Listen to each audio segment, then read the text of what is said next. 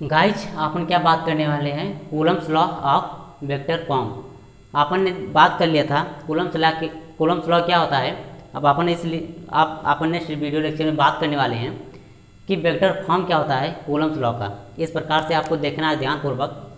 कोई ए पॉइंट है, यहाँ पर क्या है, कोई ए पॉइंट है, ठीक, और यहाँ पर कोई बी पॉइंट है। यहाँ पर आप देख सकते हो गाइज, यहाँ पर ए पॉइंट है, वहाँ पर बी पॉइंट है। यहाँ पर मैंने Q1 चार्ज रख दिया, वहाँ पर मैंने Q2 चार्ज रख दिया, ठीक। यहाँ पर आप देख सकते हो Q1 चार्ज रख दिया, यहाँ पर रख दिया क्या, Q2 चार्ज रख दिया। इस प्रकार से आप देख सकते हो। मैंने इन दोनों का जो डिस्टेंट लिया, वो मैंने डिस्टेंट क्या लिया, r लिया, स्मॉल r। क्या लिया, स्मॉल r वेक्टर, क्या लिया, स्मॉल r, ठीक। अब मैं आपको बताऊं कि ये जो Q1 है, ये Q1 जो है इस Q2 पर फोर्स लगाएगा, निश्चित है।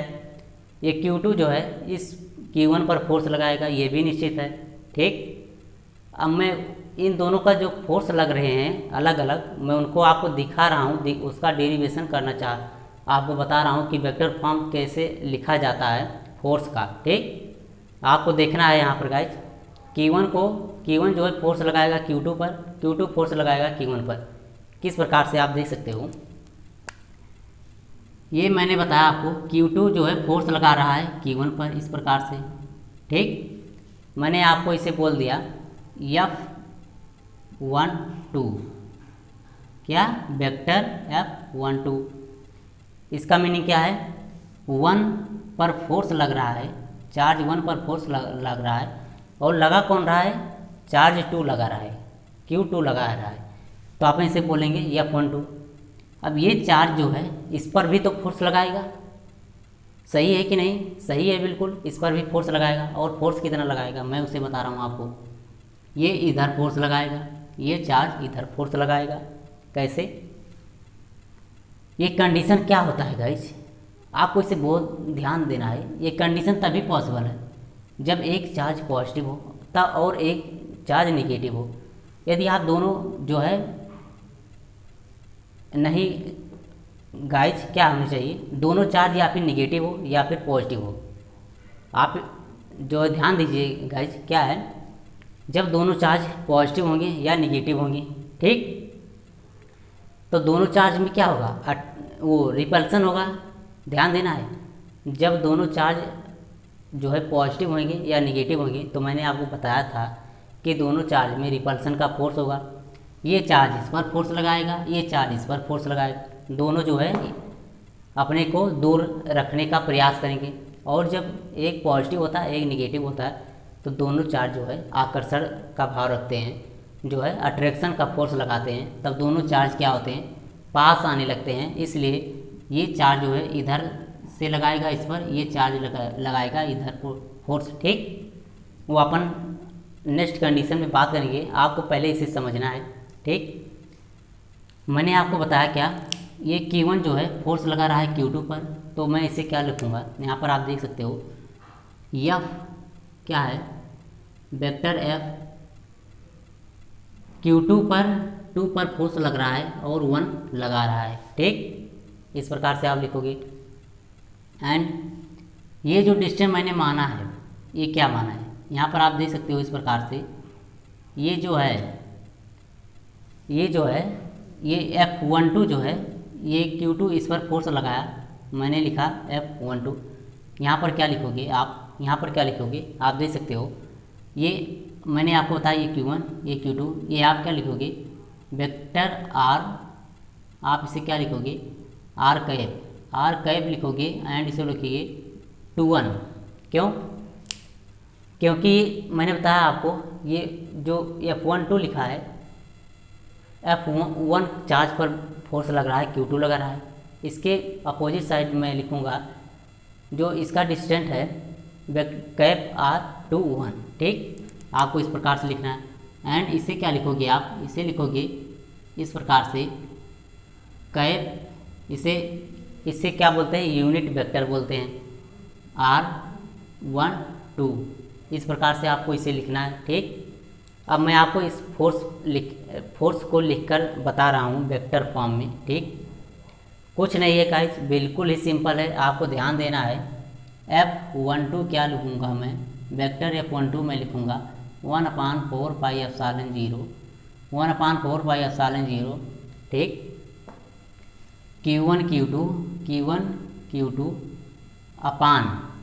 अपान आपको क्या लिखना है, R का स्क्वायर, ठीक, R का स्क्वायर लिखना है, ठीक। फिर इसे मैंने आपको बताया यहाँ इस Q1 पर जो F12 का फोर्स लगा उसने लगाया, ठीक, Q2 चार्ज ने लगाया।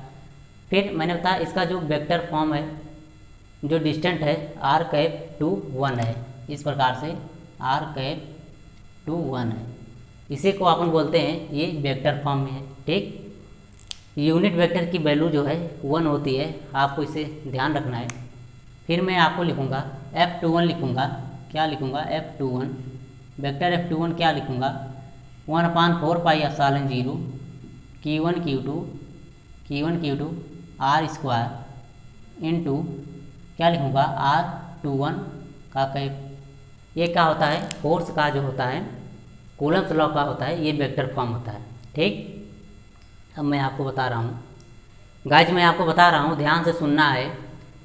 ये जो F1, ये जो वेक्टर F12 है, F21 है, ये बेसिकली रूप से इनके जो परिणाम है, इनके जो परिमाण है वो इक्वल है, बट उनके साइज, उनके जो है क्या है, उनमें अपोजिट साइन का डिफरेंस है। इस प्रकार से F12 लिखोगे equal to minus vector F21, ठीक। ये कब कंडीशन होगा, जब आपका r⁻21 इक्वल टू होगा माइनस r⁻12 की, ठीक। ये कंडीशन आपको याद रखनी है, ठीक।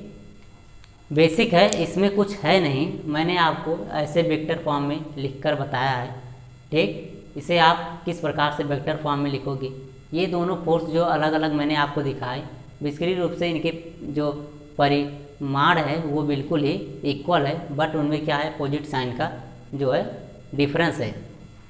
ये आप F12 equal to minus vector F21, इसे आप बोल सकते हो न्यूटन लॉज ऑफ मोशन का, न्यूटन लॉ का जो है थर्ड नियम यही है। आप जानते होगे गाइज, 11th में पढ़ा होगा अच्छी तरीके से, आई होप। अब अपन बात कर लेते हैं नेक्स्ट टॉपिक, जो बहुत ही इम्पॉर्टेंट है। नेक्स्ट टॉपिक क्या है, किस प्रकार से हम जो है फोर्स का, किस प्रकार से हम अपन बात करते हैं, क्या चीज़, प्रिंसिपल ऑफ सुपरपोजिशन।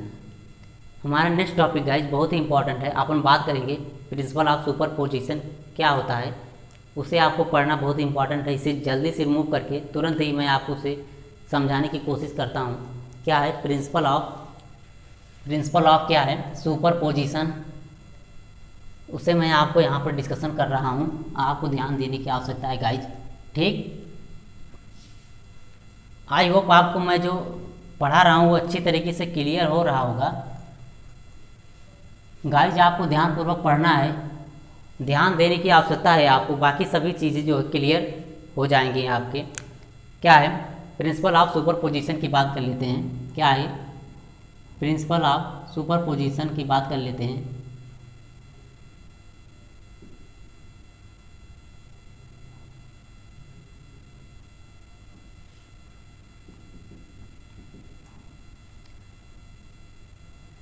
हमारा जो नेक्स्ट टॉपिक है प्रिंसिपल ऑफ सुपरपोजिशन, ये बेसिकली रूप से है क्या, कोई आपको जो है, मैंने आपको क्या बताया गाइज, दो चार्ज के बीच मैंने आपको फोर्स लिखकर दिखाया, किस प्रकार से रिटर्न करते हैं, किस प्रकार से फोर्स को फाइंड करते हैं। बट आपको जो है, आपको दो फोर्स के अलावा 4 फोर्स, 5 फोर्स, 6 फोर्स, ऐसे कई फोर्सेस दे दी जाएँ, तो आपको उन पर टोटल फोर्स बतानी हो, लगने वाले टोटल फोर्स बतानी हो, तो आप किस प्रकार से बताओगे, वही होता है क्या, प्रिंसिपल ऑफ सुपरपोजिशन, ठीक। ये बहुत इंपॉर्टेंट है। मैं आपको जो है 4 आवेश लिख रहा हूँ, और उस पर जो है एक आवेश पर चारों आवेश के कारण लगने वाले बल को आपको गणना करनी है, किस प्रकार से आपको काउंट करना है, मैं आपको वहाँ पर लिख कर दिखा रहा हूँ, ध्यान दीजिएगा, मैंने जो है लेटेस्ट अज्यूम किया कि एक कोई पॉइंट है यहाँ पर रखा है, क्या क्यू चार्ज यहाँ पर रखा है, ठीक। एक कोई पॉइंट है यहाँ पर क्यू चार्ज रखा है। फिर मैंने बताया बी कोई पॉइंट है यहाँ पर क्यू2 चार्ज रखा है, ठीक। फिर मैंने बताया सी कोई पॉइंट है यहाँ पर क्यू3 चार्ज रखा है, एंड जो डी कोई पॉइंट है यहाँ पर क्यू4 चार्ज रखा हुआ है। आपको बताना है Q1 पर इन तीनों चार्ज के कारण लगने वाले फोर्स क्या हैं, कैसे काउंट करोगे, वो आपको ध्यान देने की आवश्यकता है। यहाँ पर आप देख सकते हो, मैंने आपको क्या बताया, दो फोर्स आपको लिखनी, उनके बीच की फोर्स आपको लिखनी है, दो चार्ज के कारण, तो उनके बीच का डिस्टेंस होना तो पॉसिबल ही बनता है, नहीं तो आप फोर्स कैसे लिखोगे। मैंने जो है Q1 को Q2 से मिला दिया, Q1 को Q3 से मिला दिया, एंड नाउ यहाँ पर मैंने इसे मिला दिया, ठीक। आप देख सकते हो इस प्रकार से। अब मैंने इससे डिस्टेंस कुछ दे दिया, R1, R2, R3, ठीक। आपको Q1 पर लगने वाले इन सभी के कारण फोर्स की गणना करनी है, काउंट करना है। किस प्रकार से आप इन पर फोर्स फाइंड करोगे वो मैं आपको बता रहा हूँ प्रिंसिपल ऑफ सुपरपोजिशन के माध्यम से, ठीक। आपको ध्यान देने की आवश्यकता है। यहाँ पर क्या है, आपको जो है ध्यान देने की आवश्यकता है। यहाँ पर देखिए गाइज, बहुत ही इम्पोर्टेंट है। यहाँ पर आपको ध्यान दीजिएगा, क्या है, बहुत ही इम्पोर्टेंट है ये। आप देख सकते हो क्या है गाइज, ये बेसिकली रूप से बहुत ही इम्पोर्टेंट है। यहाँ आप देख सकते हो, मैंने आपको बताया इन पर लगने वाले फोर्स आपको किस प्रकार से लिखने हैं, ठीक। इन पर लगने वाले फोर्स आपको किस प्रकार से लिखने हैं, यहाँ आप देख सकते हो क्या है, प्रिंसिपल ऑफ सुपरपोजिशन पहले अपन फाइंड कर लेते क्या होता है, ठीक। जो कई फोर्सेस यहाँ पर लगेंगी, इन दोनों चार्ज के कारण फोर्स लगेगा, इन दोनों चार्ज के कारण फोर्स लगेगा, इन दोनों चार्ज के कारण फोर्स लगेगा, ऐसे अनंत जो है चार्ज दे दीजिए, अनंत फोर्स लगेगा। तो सुपरपोजिशन, प्रिंसिपल ऑफ सुपरपोजिशन होता क्या है, अध्यारोपण का सिद्धांत इसे बोलते हैं, कि जो ये सभी फोर्सेस हैं, ये सभी फोर्सेस जो हैं वो जो नेट फोर्स है, नेट फोर्स अपन मान लेते हैं क्या है, नेट फोर्स क्या है अपन मान लेते हैं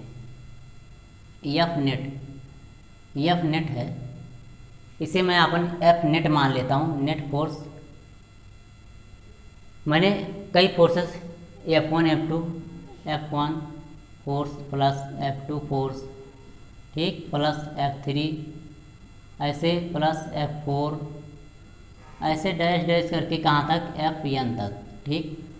ये क्या होता है, यही होता है प्रिंसिपल ऑफ सुपरपोजिशन। क्या है, आपको जितनी फोर्सेस मैंने यहाँ पर बताई, अनंत फोर्सेस हो सकती हैं, उसे आपको कुछ नहीं करना है। दो आवेश को उठाइए और उनके बीच का फोर्स लिखिए, फिर दो आवेश को उठाइए, उनके बीच का फोर्स लिखिए, और उन सभी फोर्स को आप जो है वेक्टर सहित जो है, आपको वेक्टर सहित जो है क्या करना है, ऐड करना है, सम करना है। यदि माइनस में है तो आपको माइनस में जो है यहाँ पर लिखना पड़ेगा। आप यहाँ मैंने पॉजिटिव साइन लगाया, इसका मतलब नहीं कि फोर्स नेगेटिव में है तो आप पॉजिटिव में लिख दो, ठीक।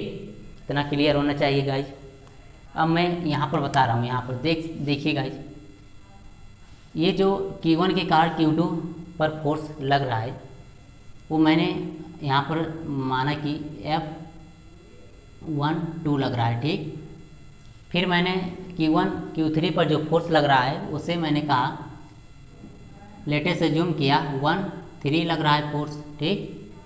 फिर Q1 Q4 के कारण जो फोर्स लग रहा है यहाँ पर, उसे मैंने जो है बोला कि F14 vector F14 force, vector F14 force लग रहा है, ठीक। अब मैं यहाँ पर लिख रहा हूँ F12 क्या है, F12 वेक्टर F12 क्या हो जाएगा, 1/4 पाई एप्सिलॉन 0 Q1 Q2 अपान R1 का स्क्वायर। इतना आप ही लिख सकते हो, ठीक। यहाँ पे इसे वेक्टर फॉर्म में लिख सकते हो, बट उसकी आवश्यकता नहीं है। एफ क्या है, F13 वेक्टर F13 क्या हो जाएगा 1/4 pi epsilon 0 Q1 Q3 and R2 का स्क्वायर। ठीक, F14 वेक्टर F14 क्या हो जाएगा equal to 1/4 pi epsilon 0 Q1 Q4 upon R cube हो जाए, R जो है R3 का स्क्वायर हो जाएगा। ठीक, आप यहाँ पर देख सकते हो ये फर्स्ट फोर्सेज एंड ये सेकेंड फोर्सेज एंड ये थर्ड फोर्सेज। ठीक, इस Q1 पर 3 फोर्सेज अलग अलग लग रही हैं। ठीक, आपको मैंने बताया इस आवेश पर, इस चार्ज पर नेट फोर्स क्या होगा। आपको कुछ नहीं करना है, आप यहाँ पर लिखेंगे net force, vector net force. आप ध्यान दीजिएगा गाइज, जो फोर्स होता है वो वेक्टर है, वेक्टर जो है क्वांटिटी है, राइट। एफ नेट क्या हो जाएगा F12 plus F vector F13 plus vector F14।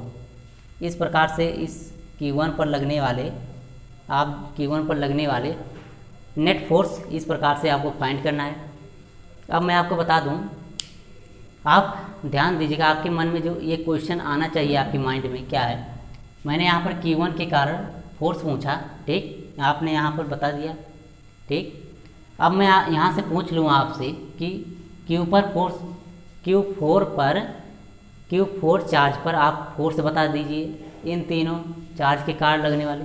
तो आप क्या करने वाले हैं, क्या करोगे, Q1 Q4 को जो 2 चार्ज जूम करोगे, फिर Q2 Q4 को 2 चार्ज जूम करोगे, फिर Q3 Q4 के साथ जो है फोर्स लिखोगे। ठीक, इस प्रकार से लिखना है आपको। बेसिक रूप से आई होप आपको जो है कि क्लियर हो गया होगा। ठीक, I hope principle of super position आपको अच्छी तरीके से क्लियर हो गया। कुछ नहीं करना है, बस इसी प्रकार से नेट फोर्स को जो है सम कर देना है वेक्टर फॉर्म सहित। निगेटिव है तो निगेटिव के साथ, पॉजिटिव है तो पॉजिटिव के साथ। ठीक, अब अपन इसे रिमूव कर रहे हैं और जो है एक बहुत इंपॉर्टेंट टॉपिक की बात कर लेते हैं। क्या है, छोटा सा टॉपिक है गाइस, बहुत ही इंपॉर्टेंट है। ठीक, यहाँ आप देख सकते हो छोटा सा टॉपिक है बस। फिर उसके बाद अपन बात करेंगे नेक्स्ट टॉपिक पर।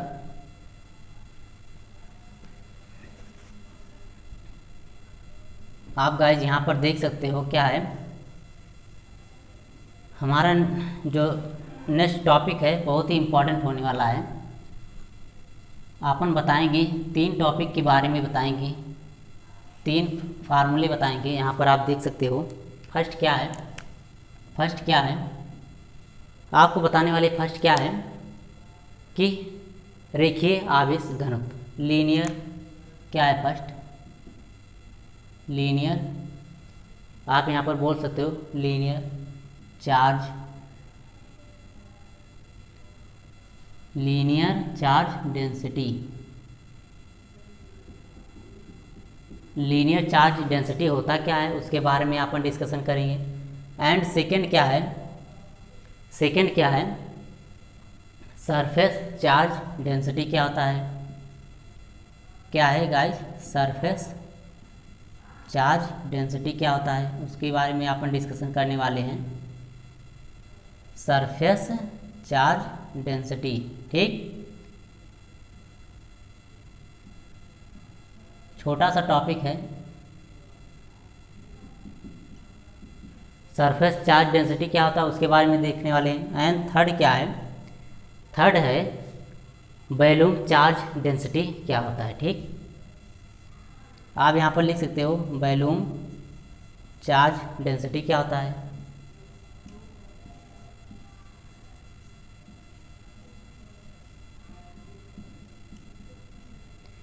अब मैं आपको इन तीनों टॉपिक के बारे में जो अच्छी तरीके से क्लियर करने वाला हूँ, आपको जो है ध्यान देने की आवश्यकता है, बहुत ही इम्पॉर्टेंट है गाइस। ठीक, आप यहाँ पर देख सकते हो क्या है, यहाँ पर मैं आपको डिस्कशन करने जा रहा हूँ क्या है, लीनियर चार्ज डेंसिटी क्या होता है। ठीक, रेखीय आवेश घनत्व इसे बोलते हैं। किसी इस प्रकार से कोई लाइन है, क्या लीनियर का मतलब लाइन है, ठीक, आपको ध्यान देना है। लीनियर का मतलब कोई ऐसी ऐसी लाइन है, किसी प्रकार की लाइन हो सकती है, ठीक, इस पर जो है पॉजिटिव चार्ज ऐसे क्या है पॉजिटिव चार्ज या निगेटिव भी हो सकता है, पॉजिटिव भी हो सकता है, जो डिस्ट्रीब्यूशन किया गया है, ठीक, वितरण हुआ है इस प्रकार से। लीनियर है, कोई रेखा ही तो है, आपको दिखाई दे रहा है अच्छी तरीके से क्या है।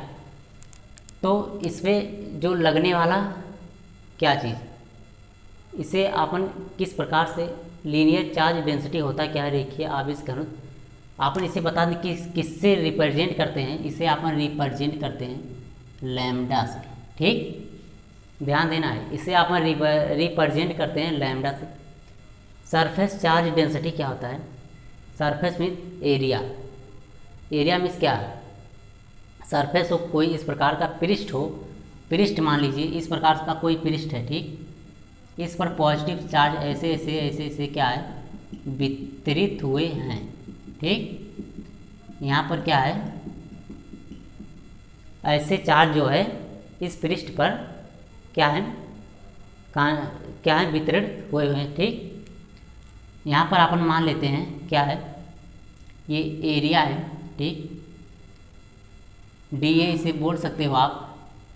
इसे सरफेस चार्ज डेंसिटी क्या है, पृष्ठ आवेश घनत्व, इसे रिप्रेजेंट किससे करते हैं, आपको ये ध्यान देने की आवश्यकता है, ठीक गाइज। इसे रिप्रेजेंट किससे कहते हैं, यहाँ पर आप देख सकते हो इसे रिप्रेजेंट करते हैं आप, यहाँ पर क्या चीज़ है गाइज, इसे रिप्रेजेंट करते हैं सिग्मा से, ठीक। And now volume charge density के बारे में अपन डिस्कशन कर लेते हैं। वॉल्यूम चार्ज डेंसिटी क्या होती है, ठीक,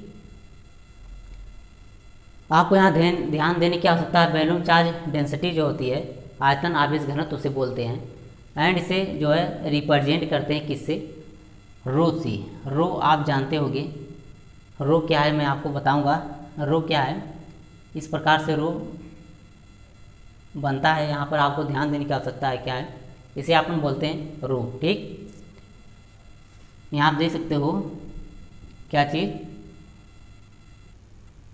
रो से रिप्रेजेंट करते हैं, और रो जो होता है इस प्रकार से आप बना सकते हो। क्यू का अपोजिट साइड होता है, यहाँ पर क्या होता है क्यू लिख दिए और उसका अपोजिट कर दीजिए, वही होता है रो, ठीक। इस प्रकार से अपन डिनोट करते हैं।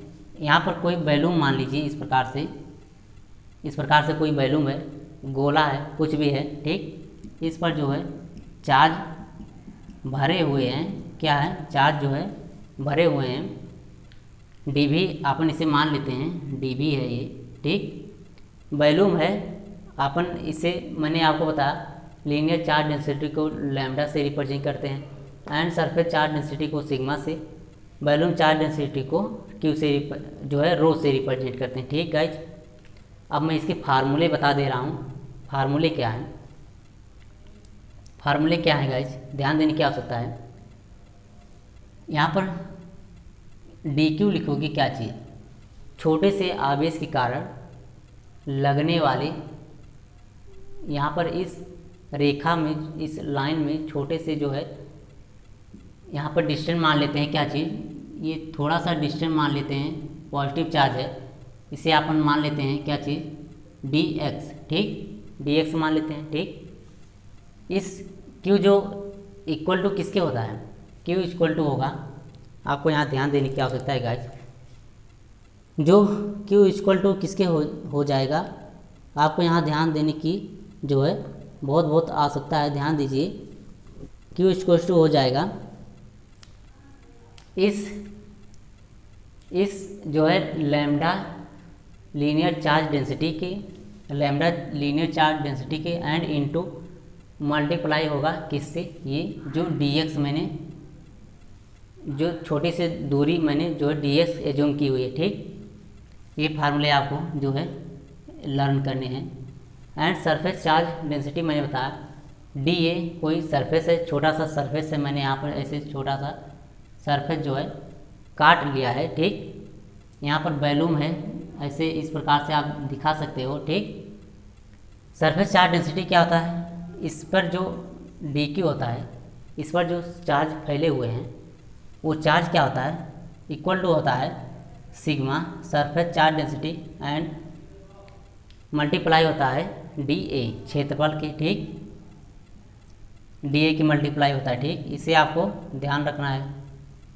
एंड थर्ड क्या है, थर्ड मैंने आपको बताया इसमें बैलून टाइप का हो तो इसमें आवेश क्या हो जाएगा, इस पर आवेश क्या हो जाएगा आपको ध्यान रखना है डी क्यू हो जाएगा किसके, यहाँ पर मैंने आपको बताया डी भी यहाँ पर बैलून है, ठीक, और ये रो मैंने आपको बताया बैलून चार्ज डेंसिटी रो, ठीक गाइज, रो डॉट क्या हो जाएगा डी भी, यहाँ पर आप देख सकते हो डी भी। अब मैं आपको यहाँ पर बता देता हूँ इस लैम्डा की जो है, इस लैम्डा, ठीक, यहाँ पर सिग्मा, यहाँ पर जो है, यहाँ पर मैं आपको बता देता हूँ रो, ठीक, इसकी यूनिट क्या होगी, ये यूनिट भी बहुत इंपॉर्टेंट है गाइज। लैम्डा की यूनिट हो जाएगी, यहाँ देख सकते हो, यहाँ लैम्डा की वैल्यू निकालोगे D Q upon D x लिखोगे, कूलाम प्रति मीटर लिखोगे, ठीक, क्या लिखोगे, कूलाम प्रति मीटर लिखोगे। इस प्रकार से आप लिख सकते हो क्या चीज़, यहाँ पर इस प्रकार से आप लिख सकते हो कूलाम प्रति मीटर, ठीक। एंड सिग्मा की जो यूनिट हो जाएगी गाइज, क्या हो जाएगी, यहाँ से D Q upon D A लिख सकते हो, डी ए क्षेत्रफल है, एरिया है, उसका यूनिट मीटर स्क्वायर हो सकता है, होता है, हो सकता नहीं है, क्या होता है कूलाम, यहाँ पर आप लिख सकते हो क्या चीज़, कूलाम, कूलाम प्रति मीटर स्क्वायर, ठीक, कूलाम प्रति मीटर स्क्वायर, इसे लिख सकते हो कूलाम प्रति मीटर स्क्वायर, ठीक। ये आपको जो है यूनिट ध्यान रखनी है। एंड नाउ रो की यूनिट क्या हो जाएगी, डी क्यू अपॉन डी भी क्या है वैल्यूम है, वैल्यूम का जो यूनिट होता है मीटर क्यूब होता है, यहाँ पर क्या हो जाएगा कूलाम, कूलाम प्रति मीटर क्यूब हो जाएगा, ठीक। ये गाइज आपको ध्यान रखनी है, कूलाम प्रति मीटर क्यूब, इसे आप लिख सकते हो कूलाम प्रति मीटर क्यूब, ठीक। इस प्रकार से आप इसे लिख सकते हो।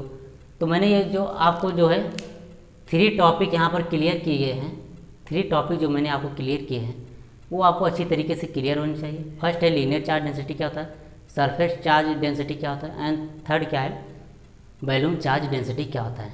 आई होप आपको इसके यूनिट, ये जो मैंने आपको फार्मूले बताएं, इसके यूनिट बताएं और इस प्रकार से मैंने आपको बताया वो अच्छी तरीके से क्लियर हो गया होगा गाइज। अब अपन यहीं तक इस वीडियो लेक्चर में बात करने वाले हैं, अपन नेक्स्ट वीडियो लेक्चर में बात करेंगे, बहुत ही इंपॉर्टेंट टॉपिक की बात करने वाले हैं नेक्स्ट वीडियो लेक्चर में। तो उस वीडियो लेक्चर को ज़रूर से ज़रूर आप अटेंड कीजिए गाइज। तो अपन मिलते हैं नेक्स्ट वीडियो लेक्चर में, तब तक के लिए गुड बाय, थैंक यू दोस्तों। मिलते हैं नेक्स्ट वीडियो के लिए, नेक्स्ट वीडियो लेक्चर में, एंड बेस्ट ऑफ लक।